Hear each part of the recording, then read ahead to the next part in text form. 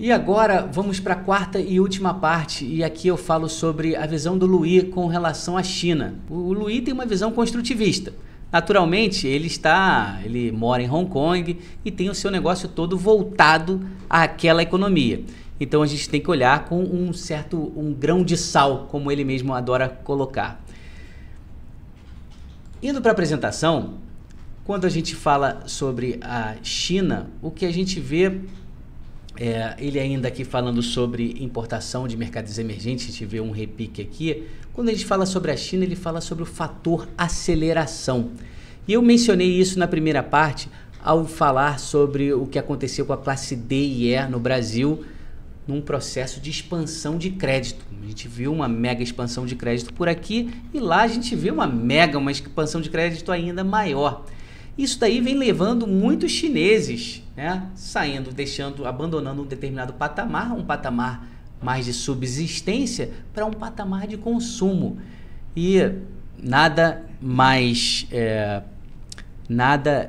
ilustra melhor isso do que o fenômeno do dia 11/11, o Singles Day, que a gente falou no Tendências Globais recentemente, em que a Alibaba, né, a maior varejista mundial, vendeu em um único dia 27 bilhões de dólares, quase o dobro do que a Ambev vende no ano todo. Então esse fator, né, de aceleração visto na China vem levando as pessoas a criar uma nova classe consumidora, turbinando sua economia. Opa, acelerei aqui um pouquinho. E aí o Louis fala, a China, que era para, de certa forma, entrar em colapso, como muitos previam, você pega famosos, que eu já mencionei muitos, já mencionei em meus comentários, como Jim Chanos, da Kinnickles Associates, um grande pessimista com relação à China. Já falei do Kyle Bass, da Heyman Capital, um cara também que diz que a China, já desde 2011, vem falando que a China vai entrar em colapso. Estamos em 2017 e até agora nada. O que a gente vê é que houve uma retomada do crescimento, né? O crescimento ainda continua num patamar de 6,5%, 7%, mas o setor imobiliário parece manter o seu vigor. Esse slide aqui, desculpa que eu estou apanhando com a apresentação, mas nesse slide, esse é um que o Louis Gave ele sempre utiliza para justificar o seu otimismo, ou pelo menos para se defender com relação à crítica daqueles que acreditam que há uma bolha de crédito no mercado chinês. Como a gente pode ver, o que esse gráfico ilustra é o seguinte, é a relação, tá, entre o crédito estendido ao setor privado e o depósito bancário. Isso nos Estados Unidos sempre foi bem elevado. Os Estados Unidos, as empresas, lá você tem um mercado de capitais muito avançado, mais avançado do mundo. Por isso, a gente tem uma relação bem elevada. Antes da crise, isso aí estava por volta de 350% nos Estados Unidos e, como a gente vê, houve uma readequação ali para um nível de 250%. Já na China, você tem níveis bem menores, tá? Níveis em que estão ali, ó, o crédito privado, ele é equivalente ele é 100% financiado por depósitos bancários. E depósitos bancários, né, eles são bem menos vulneráveis do que o que a gente vê no mercado de capitais. Você tem uma intervenção do governo, isso aí de certa forma é o que o que o Louis Gave utiliza para falar que a gente não vai ver uma corrida bancária. Se tivesse alguma coisa dessa natureza, o governo poderia intervir de uma forma ágil e de uma forma mais contundente. É difícil você falar isso com relação ao mercado de capitais, com relação a títulos de subprime, como a gente viu nos Estados Unidos. Então, esse slide aqui é o principal slide utilizado por Louis em sua defesa com relação à economia chinesa. Dando sequência, a gente teve agora o plenário lá na China que indicou Xi Jinping para mais um mandato de 5 anos. Xi Jinping deixa de forma clara que quer levar a China que é uma retomada da hegemonia chinesa, aquela perdida no século XIX com as guerras do ópio. A gente vê aí a China investindo pesado em iniciativas como desenvolvendo um banco né, um banco de desenvolvimento asiático.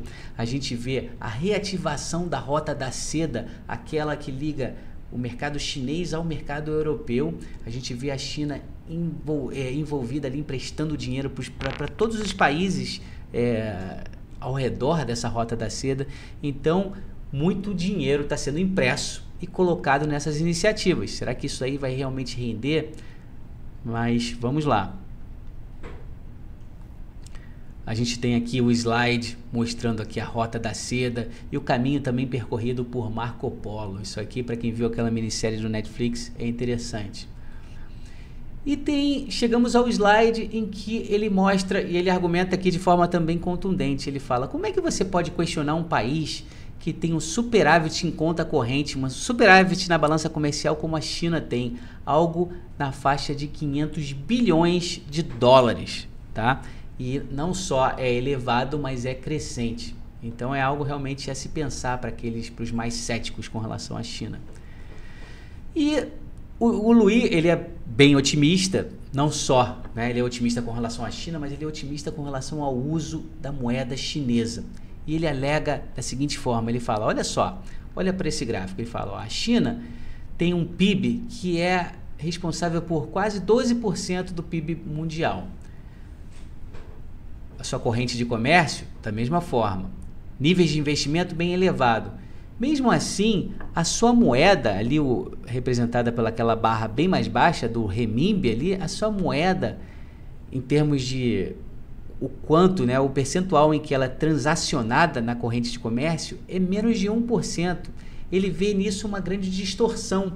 E aí ele questiona na manchete no título aqui desse slide, ele fala: os chineses vão vender sua própria moeda ou o mundo vai entrar lá e investir na China?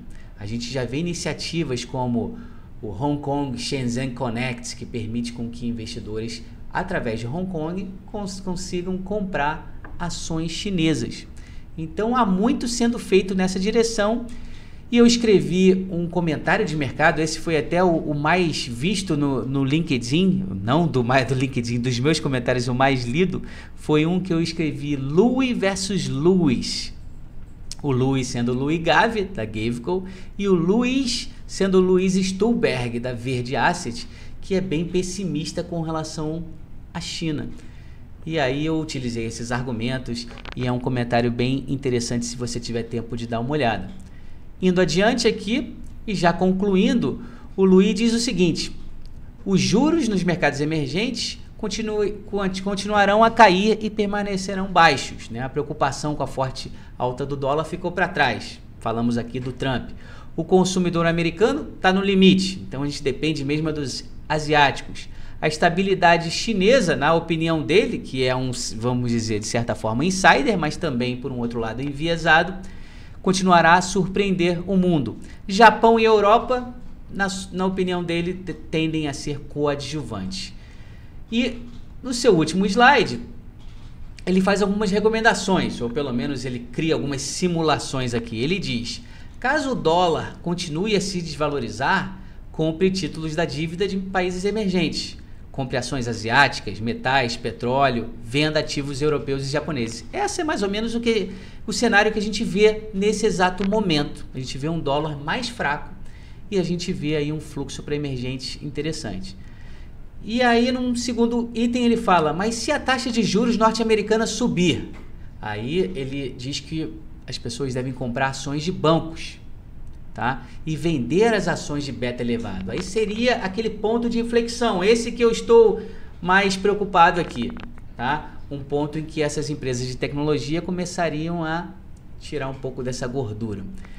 E por último, ele diz que se o preço do petróleo subir, aí ele recomenda a compra de ações de empresas russas, do México, do Brasil e da Colômbia, e a venda de títulos da dívida de países pertencentes ao OECD, que são os países europeus.